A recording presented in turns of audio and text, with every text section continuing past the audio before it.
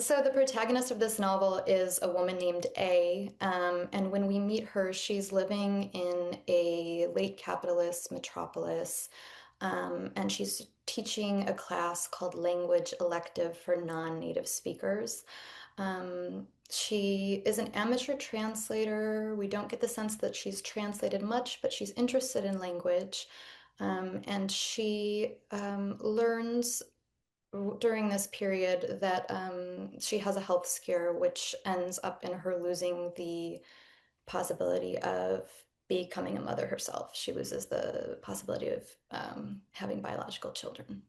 When she takes a period of time off, a period of time for recovery after the surgery, she loses these adjunct classes she's teaching. She starts to work giving mothering, right, caretaking for a high needs child. And her days become sort of dictated by his immediate needs. And she's very hyper focused on observing what it's like to navigate the city with this child, on observing the sort of attention that is directed toward him in public spaces on the train and museums and whatnot. And she is sort of living in a perpetual present at this moment because the future she might have imagined for herself has been closed off kind of prematurely. She's very much living day to day, moment to moment, with R, the child that she's caring for. And it's during this time that she also begins to spend her evenings dancing. She starts to spend her time dancing at night. She says it's sort of irrelevant the number of cover fees she pays to be beside sort of live music. And under this sort of ritual, she meets someone named N. N is an immigrant. We don't know where he's from. There are no place names given in this novel. But they have a very close kinship that develops very quickly. They don't know very much about one another. They sort of selectively give background of each of their lives before they met and their own stories. However, there is a very intense sort of bond between them as they wander the city together, as they tell one another stories, and as they're dancing.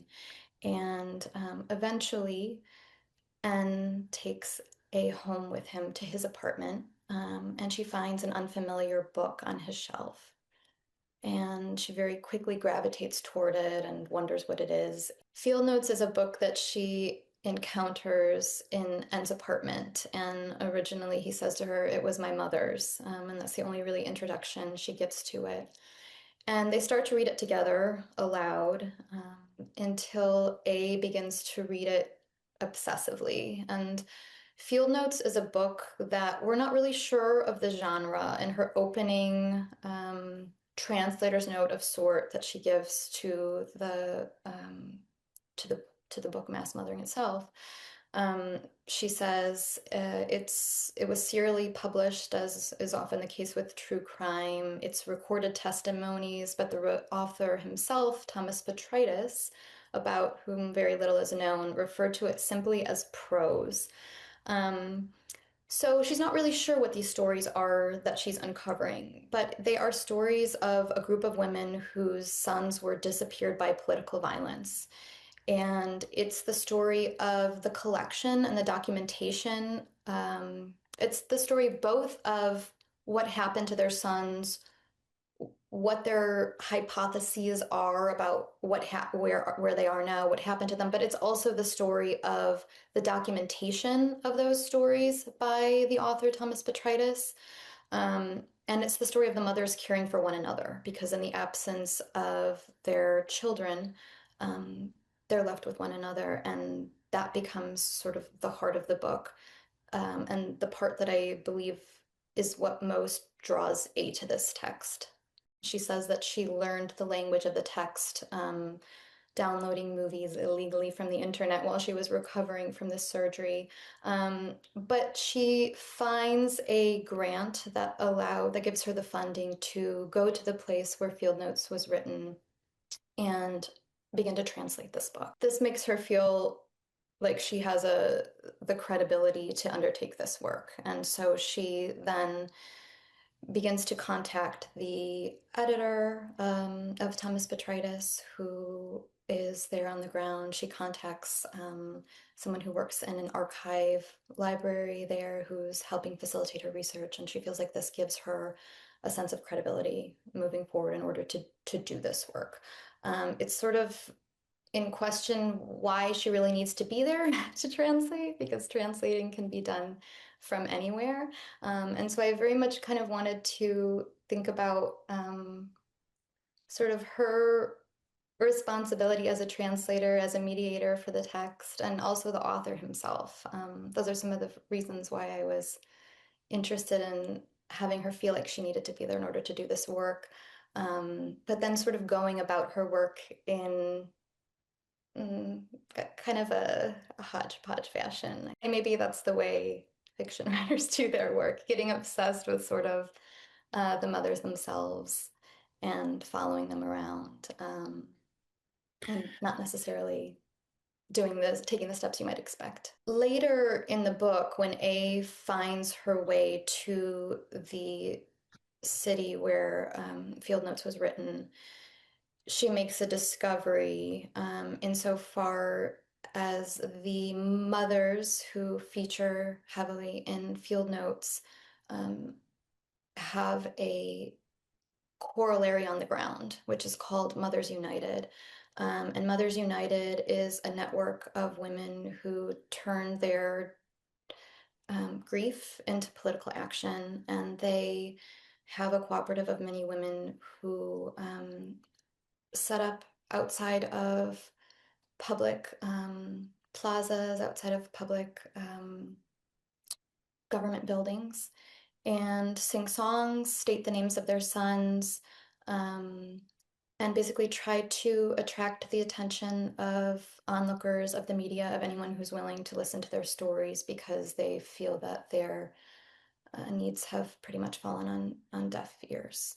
As A is on the ground in the country where Field Notes was written, she realizes early on that she thought that she would have an opportunity while there to learn more about its author, Thomas Botrytis. Um, but the more she searches, she says, the more he remains an enigma to her. And so she contacts his editor, Henry, his name is, and they go out to lunch, and she asks him point blank, why can't I find anything about this author? And he says, well, would it change anything? She's saying, I'm starting to wonder if he exists outside this text. And he says, well, would it change anything if he didn't? And he tells her point blank that the text was actually written by someone else. The text was written by someone who is documented as a longtime collaborator to Thomas Botrytis, but that in fact the author of this text is an invention.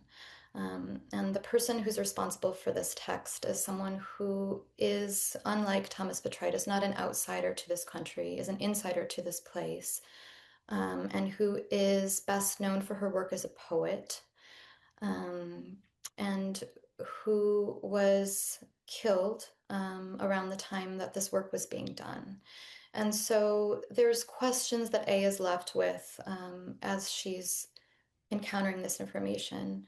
Um, it's not completely clear whether the person who is responsible for writing this book is named Rita Zappo, and it's not clear completely whether Rita Zappo has created this persona of Thomas Botrytis in order to lend the book credibility, because she said that her editor says at one point, a foreign writer, a male foreign prose writer, can help the book generate the kind of attention that Rita ostensibly maybe could not.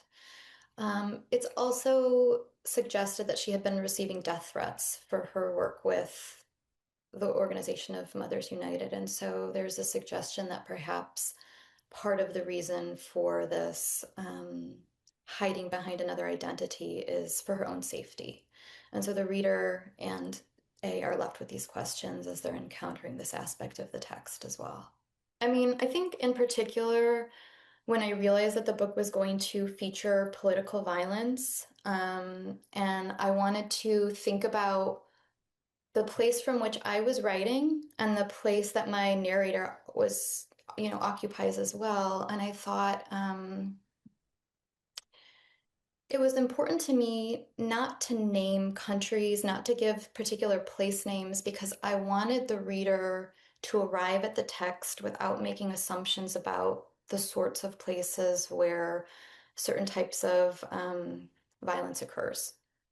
And I think that it's really easy to do that.